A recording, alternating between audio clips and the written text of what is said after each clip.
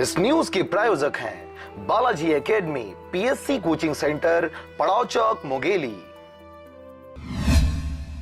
दीपावली का पर्व जो बड़े बुजुर्गों से लेकर बच्चों के लिए बहुत ही खास पर्व है।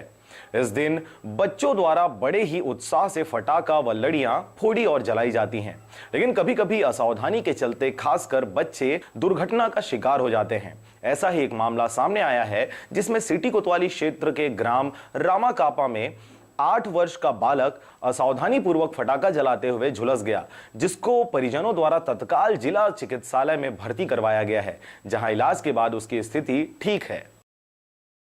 शैलेंद्र नाम का 8 साल का बच्चा एक रामाकापा का रहने वाला है। वो आया हुआ है जो फटाके का मसाला निकाल के जला रहा था। उस दौरान उसको फेस में, राइट साइड में और दाएं हाथ में जला हुआ है। सुपरफिशियल बर्न है लगभग 10%। तो वो अभी बढ़ती है, अभी स्थिति स्थिर है, ठीक है, और जल्दी से जल्दी वो ठीक हो जाएगा। अभी मुंगेली से कैलाश कुमार की रिपोर्ट। आरजे रमझाजर परिवार समस्त जिले वासियों को दीपावली पर्व की बधाई व अशेष शुभकामनाएं देने के साथ ही बच्चों को अपनी निगरानी में सावधानी पूर्वक पटाखा जलाने की अपील करता है। हैप्पी दिवाली।